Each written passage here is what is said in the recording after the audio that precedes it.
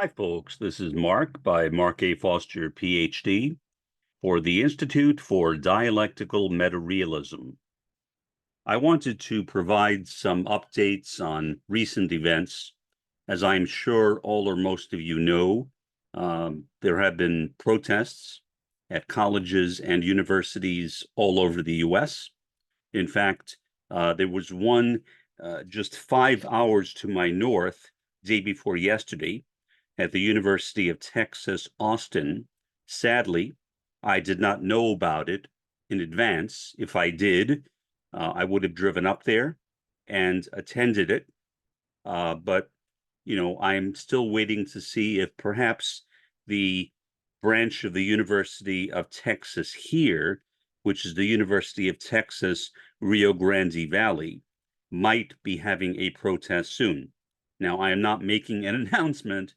I am just saying that I'm hoping to find out one way or the other.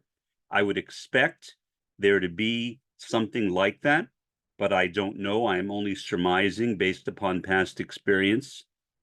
I remember the Kent State uprisings and the Kent State massacre.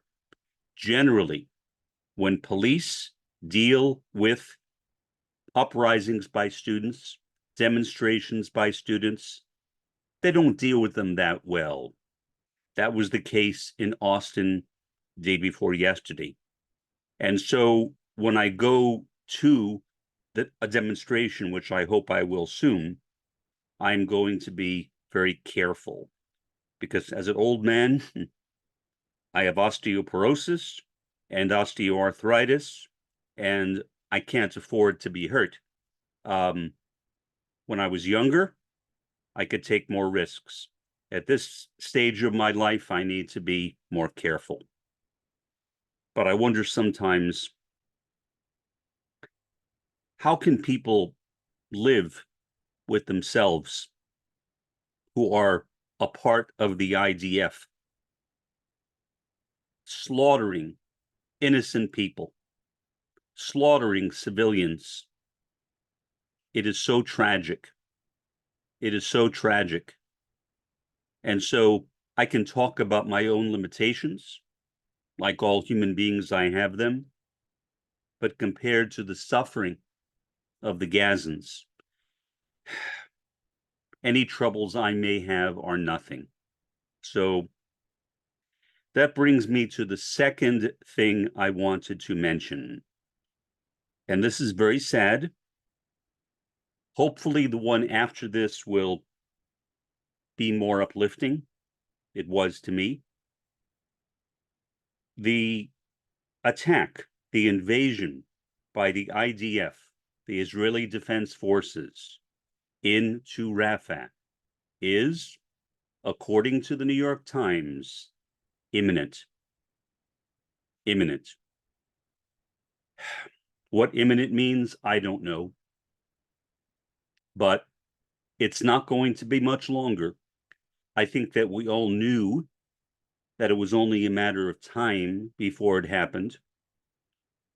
What really frightens me is the fact that I have watched so many videos taken by IDF officers in which they have bragged about the atrocities they have committed in Gaza.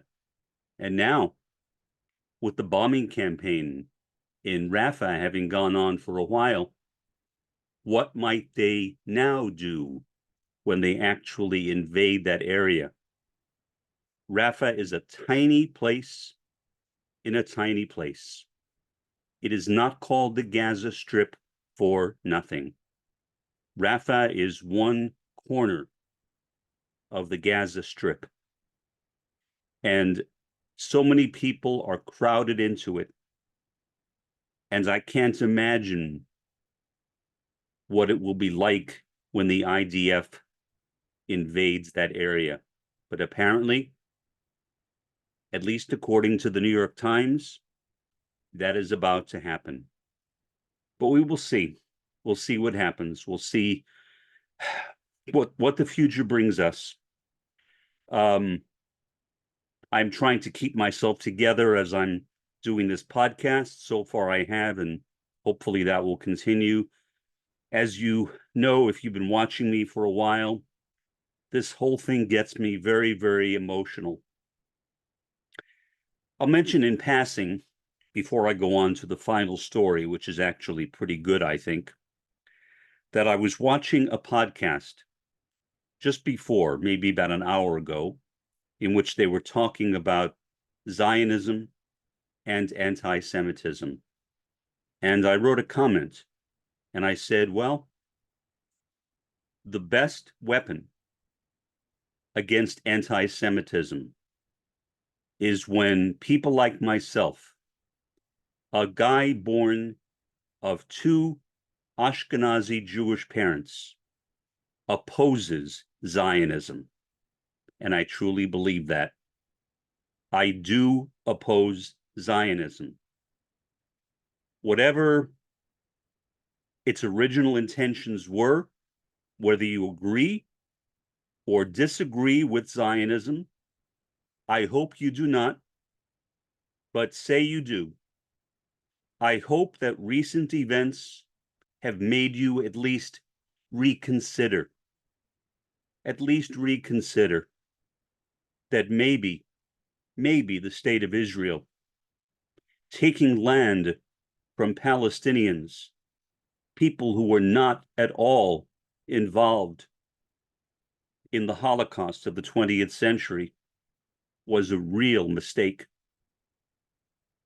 If any nation were to be established, I agree with the late Muammar Gaddafi that it should have been established in Germany.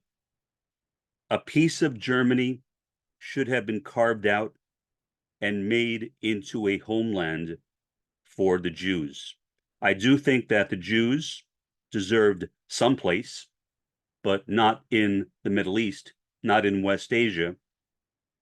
I think that despite the inconvenience that it would have caused inevitably to some Israelis, that there is a kind of collective punishment that is deserved in many cases.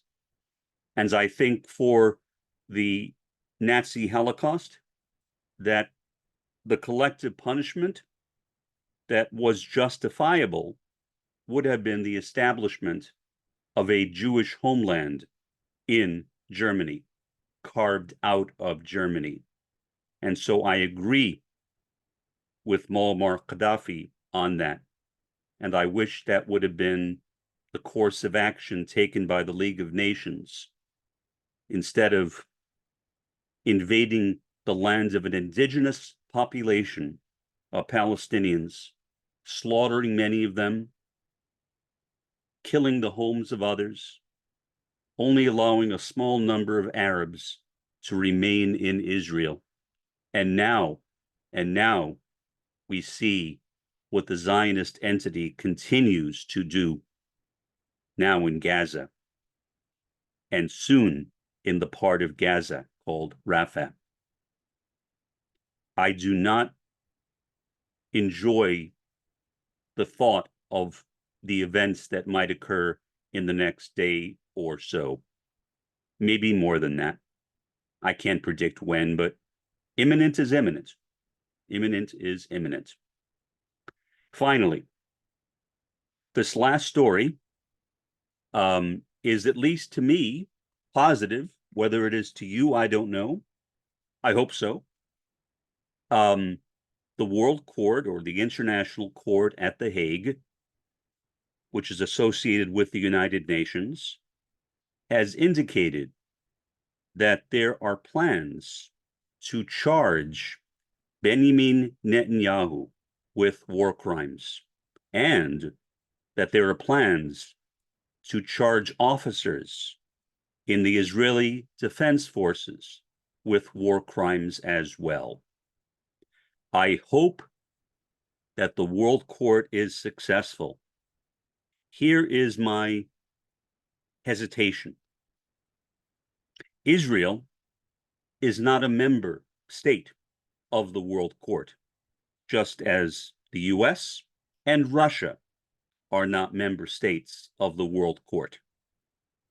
And so whether the World Court will have the ability to actually prosecute Bibi Netanyahu, I think is a question that still awaits an answer. I don't know. They may issue war crimes charges, but that doesn't mean that they will be able to arrest him. They would need to get into Israel to arrest him, to place him into custody. I doubt that will be possible, but that's just my own supposition. So those were the stories that I wanted to convey to you right now. For the time being, this has been Mark by Mark A. Foster, Ph.D., for the Institute for Dialectical Meta-Realism. Have a pleasant day and an even better day tomorrow.